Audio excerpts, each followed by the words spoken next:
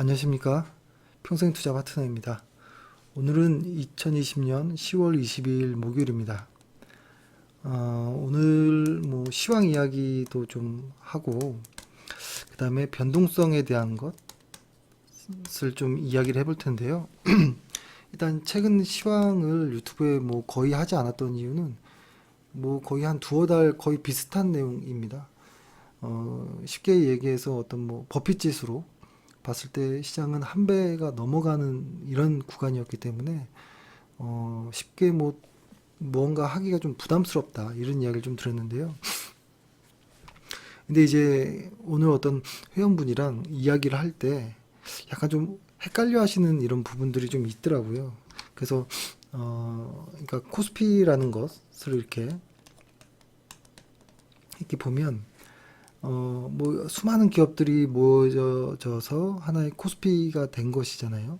근데 이것을 그냥 하나의 어떤 A라는 기업이다라고 이렇게 보면 좀 이해하기 쉬울 것 같은데요. 그래서 사실 뭐 개별 종목과 코스피를 이렇게 같이 비교하기가 좀 어렵습니다. 어렵지만 그래도 이해하기 쉽도록 이렇게 설명해 보면 코스피라는 한 회사가 있는데, 그러니까 예를 들어서 저희도 어떤 기업을 이렇게 볼 때, 이 회사가 이렇게 보죠. 일단 이 회사가 좋은 회사인지를 보죠. 좋은 회사라는 것은 사실 이 회사의 비즈니스 모델이 좋은 것인지, 그리고 앞으로도 살아남을 것인지, 뭐 이런 것들을 보는 것이죠. 근데 사실, 이게 사양하는 업종에 속해 있어도 거기 안에서 1등하는 좋은 회사들도 있을 수는 있습니다. 그럼에도 이 회사가 계속 커갈 수 있는 그 전방 산업이 있다라는 이런 요소들은 좀 중요하거든요. 그래서 일단 좋은 회사인지를 보고 이 회사가 그런 좋은 회사라면 실제로 숫자로서 돈을 잘 버는지 또 확인해야겠죠. 그래서 그런 것들을 가지고 이런 좋은 회사가 앞으로 진짜 성장하겠네, 뭐 이렇게 보는 것이죠. 그래서 좋은 회사인지 혹은 뭐 실적이 어떤지 이렇게 확인해 보는데, 그러면서 여기서 이제 그렇다면 밸류에이션이 어떨지 또 좀 보는 것이죠. 좋은 회사여도 쌀 때가 있고 비쌀 때가 있고 할 것이니까요. 그래서 보통 밸류에이션을 이렇게 할 때 여러 가지를 보는데요. 제가 아주 초창기 때 주식하기 초창기 때 가장 이제 크게 와닿게 본 책이 피터 린치 책이거든요. 아마 다들 그랬을 겁니다. 한국에서 워렌 버핏보다도 피터 린치가 예전에는 더 먼저 알려졌고 더 유명했고 그랬거든요. 특히 이제 피터 린치가 얘기하는 이 패그라는 것을 이제 가장 먼저 봅니다. 그 다음에 그러니까 대략적으로 본다는 것이죠. 패그로서 이 회사가 정말 성장하고 있구나. 대략적인 어떤 좀 이런 것들을 보고, 그러니까 뭐 EPS와 PER을 이렇게 나눠서, PER을 나눠서 패그라는 것으로 이제 좀 이 회사의 대략적인 어떤 느낌을 보긴 하는데, 사실 그 다음부터가 이제 진짜 본 게임이라고 시작하는데요. 그러니까 좋은 회사이고 좋은 실적을 가지고 있는 이런 회사들, 특히 이제 패그도 아주 매력적이어서, 패그 지수도 아주 매력적이어서 매수하고 싶어질 때, 그때는 이제 여러 가지 어떤 좀 자세한 내용들을 보기 시작합니다. 예를 들어서 이제 저희가 가장 많이 보는 것은 뭐냐면, 이 회사에 어떤 자산들이 있다면 이것을 현금으로 한번 치환해 보는 것이죠. 뭐 예를 들어서 뭐 매출, 그러니까 뭐 매출을 만들기 위해서 뭐 어떤 뭐 유형 자산도 있을 수 있고 현금도 있고 재고 자산도 있고 매출 채권도 있고 뭐 이런 것들이 있을 거잖아요. 그랬을 때 이런 것들을 실제로 현금화 시켜보는 겁니다. 예를 들어서 뭐 현금이 얼마 있다라고 하면 현금은 진짜 현금으로 계산하고, 뭐 매출 채권이 있다 그러면 못 받을 것까지 계산해서 뭐 한 뭐 80%로 현금화해서 계산을 하고, 혹은 뭐 재고 자산은 사실 뭐 업종에 따라 다르겠지만 뭐 예를 들어서 뭐 한 60% 정도를 계산하고 뭐 이런 여러 가지를 해서 이런 현금으로 흐름으로 앞으로 돈을 이렇게 벌었을 때 어, 얼마나 더 많은 현금들이 이렇게 오는지 뭐 이런 것들을 이제 계산하는 것이죠. 그래서 이제 실제로 이 회사가 밸류에이션이 어느 정도 될까 뭐 이런 것들을 이제 계산하는데요.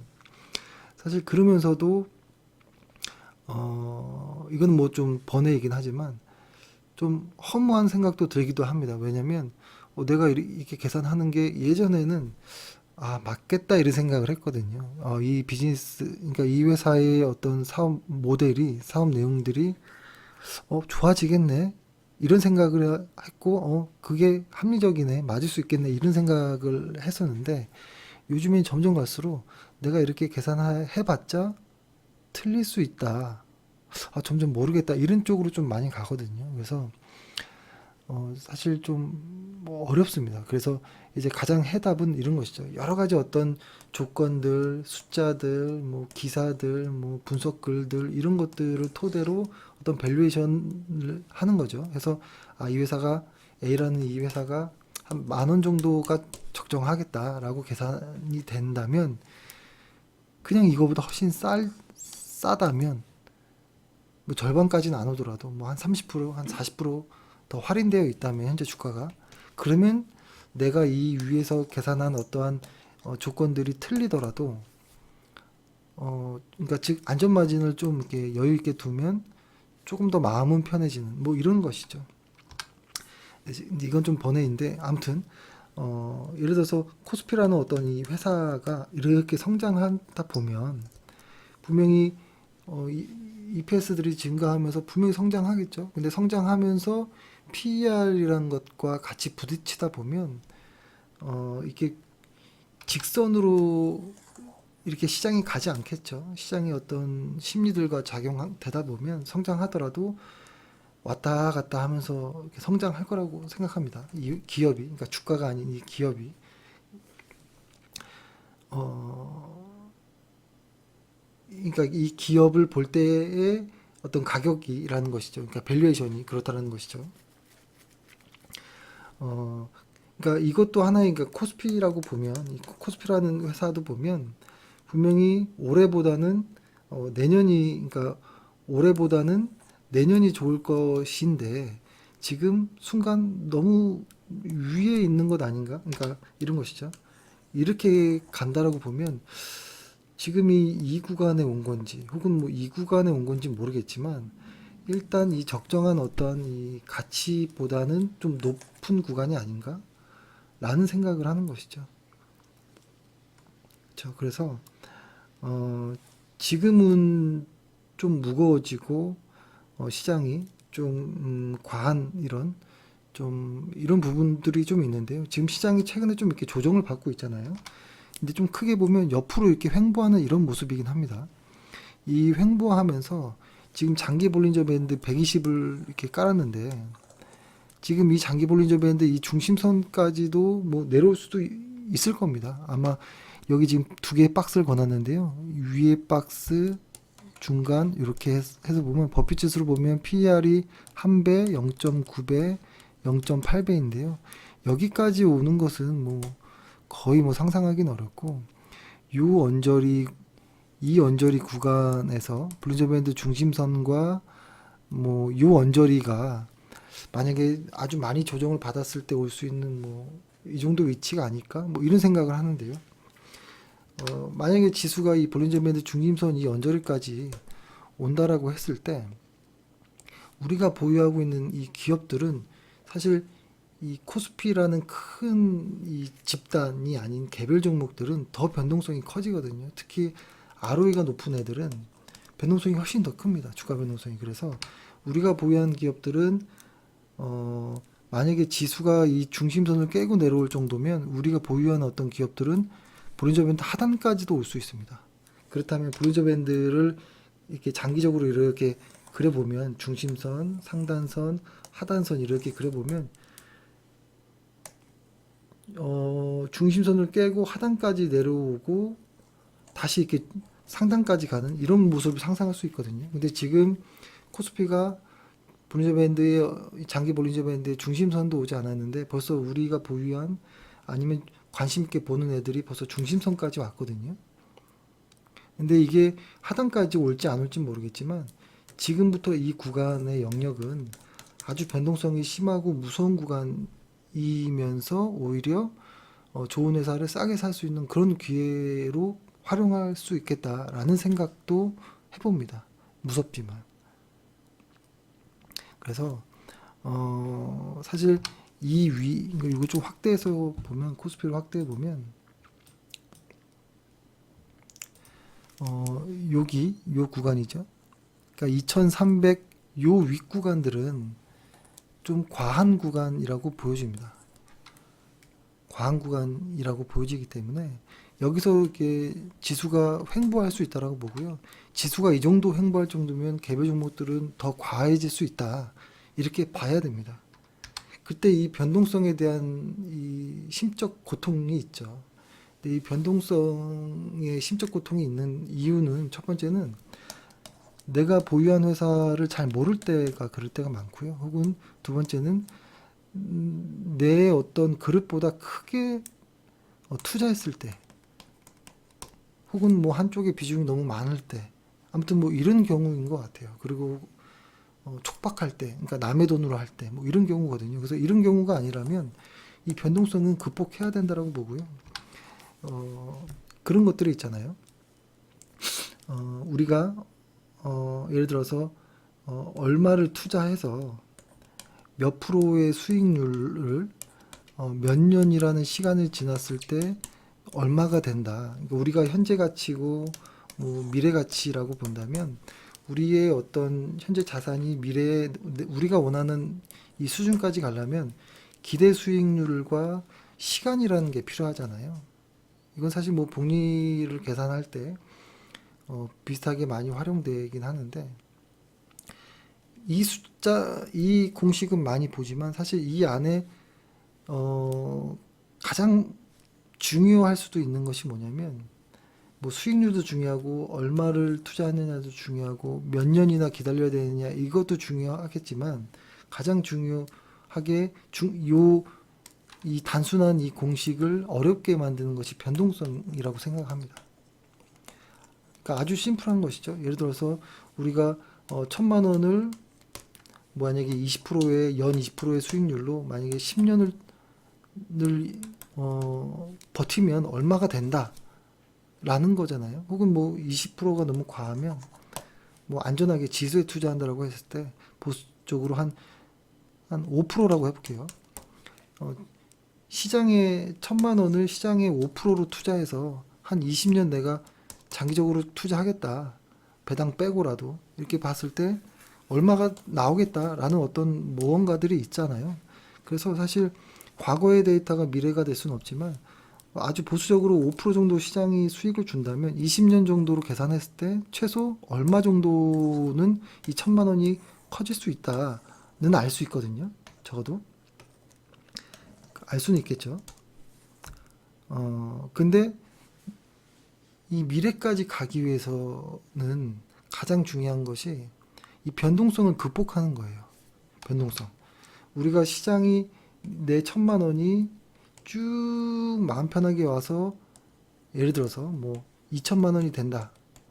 아이고, 펜이 갑자기 안 나오는데 2,000만 원이 된다라고 했을 때 이렇게 변동성 없이 직진으로 가면 얼마나 좋겠냐 이거죠. 근데 그렇지 않고 시장은 왔다 갔다 왔다 갔다 아주 심하게 그리면 뭐 이렇게 해서 갈 거라는 겁니다.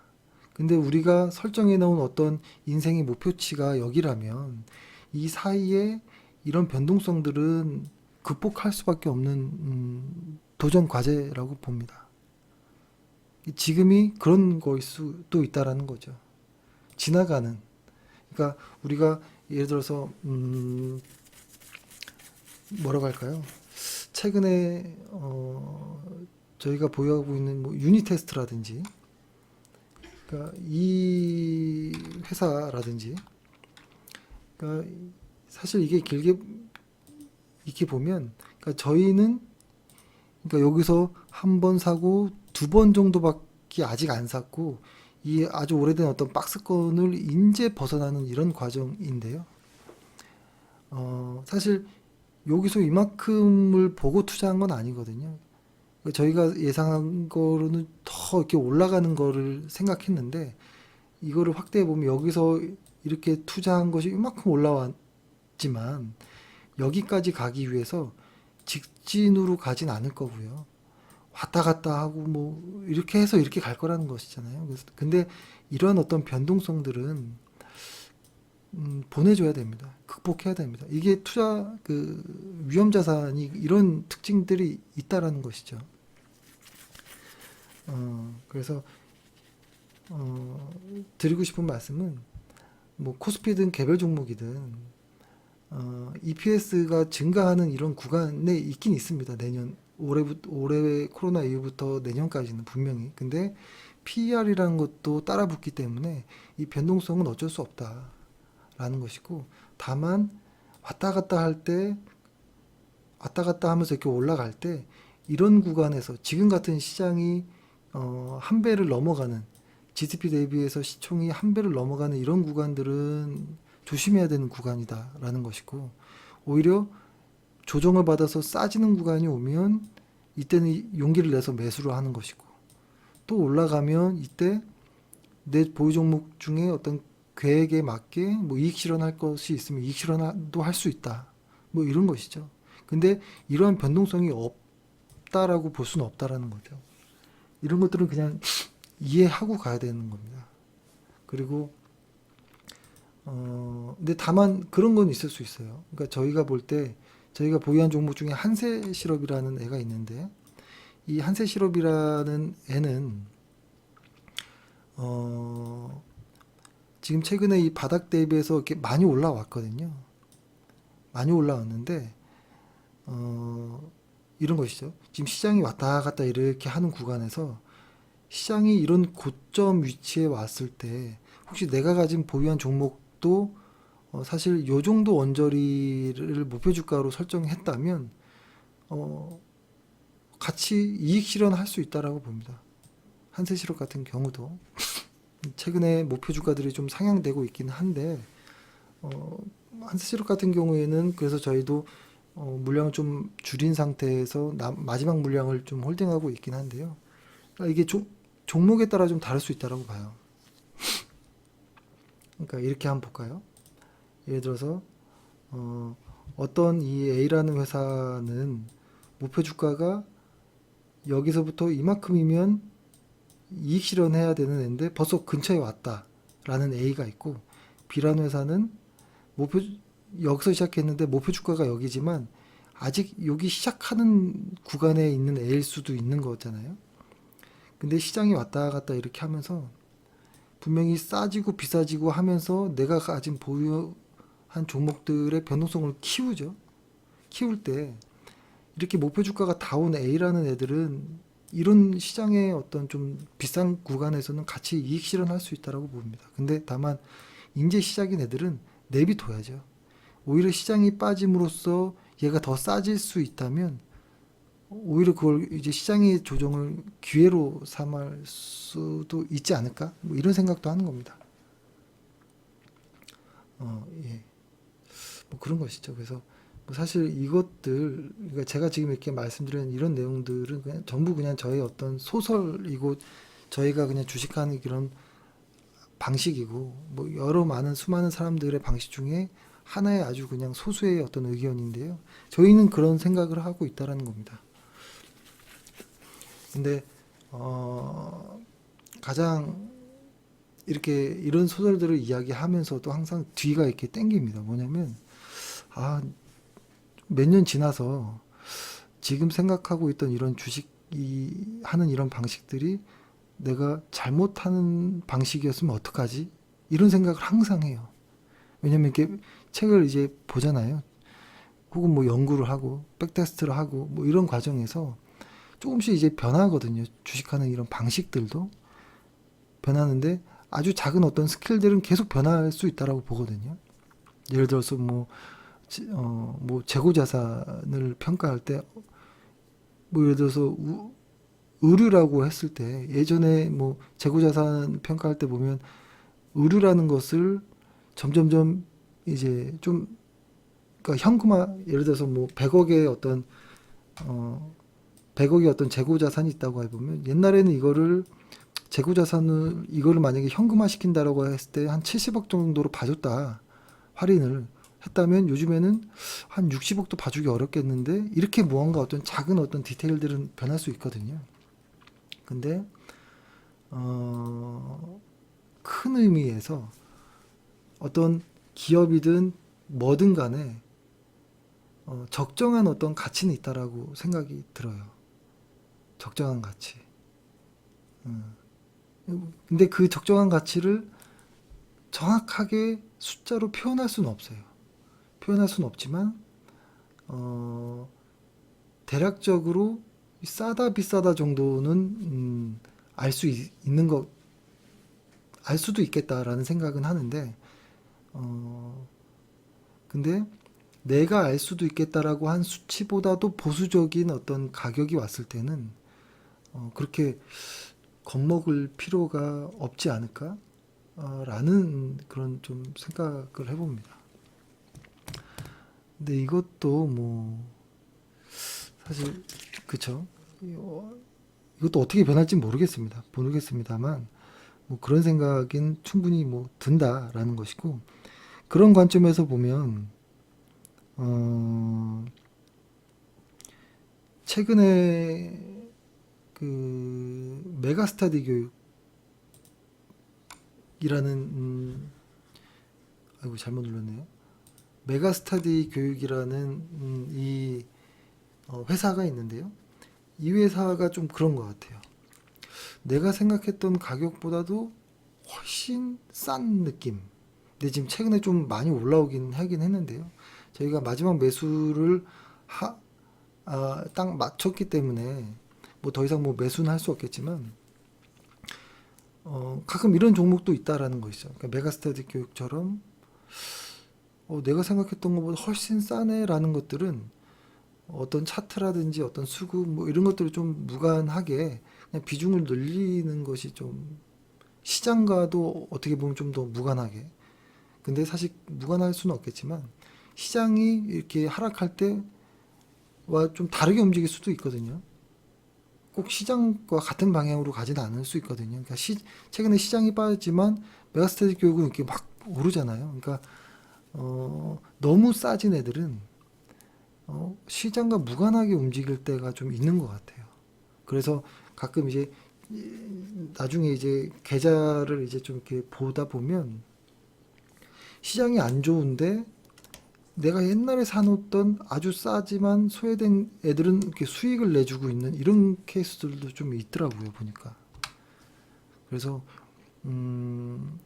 사실, 이런 거 있죠. 시장에서 분명히 주도주를 매수하는 것, 그리고 주도주의 방향을 확인하는 것, 이런 것들은 매우 중요하고 한데, 어, 시장에서 소외되어 있지만 아주 좋은 회사가 아주 싸다면 그것은 시장과 무관하게 혹은 어떤 주도주, 어떤 트렌드와 좀 무관하더라도 지금 당장은 무관해 보이더라도 내년, 내후년에 어떤 전망이 괜찮다면 매수하는 것도 괜찮겠다 이런 생각도 합니다. 그래서 오늘 갑자기 종목 이야기를 웬만하면 유튜브에서는 하고 싶지는 않은데요.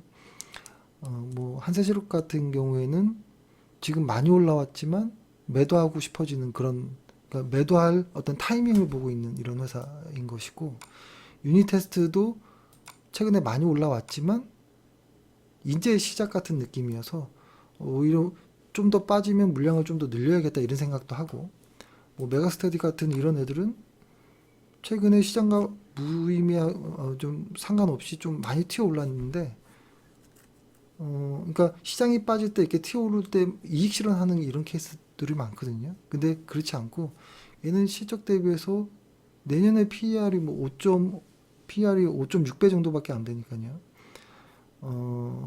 이런 애들은 좀 시장과 무관하게 좀 비중을 늘리고 싶고 뭐 이런 애들이 좀 이렇게 시장에서 이렇게 섞여 있겠죠. 그래서 시장이 안 좋다고 모든 종목들을 다 매도하고 시장을 관망하고 있거나 뭐 이럴 필요는 없다고 생각합니다. 많은 종목들이 분산되어 있다 보면 시장이 무관하게 수익을 내주는 애들도 있고 방어해주는 애들도 있고 시장이 빠질 때 아주 무섭게 더 빠지는 오늘 뭐 KMW처럼 더 빠지는 애들도 있고 뭐 그럴 수 있는 거거든요. 근데 그런 분산된 것들이 시간을 할애해서 변동성을 극복해서 나갔을 때는 좋은 어떤 좀 보상을 해주는 것 같다. 뭐 이런 소설을 써봅니다. 오랜만에 영상을 찍었는데요. 그래서 오늘의 결론은 뭐냐면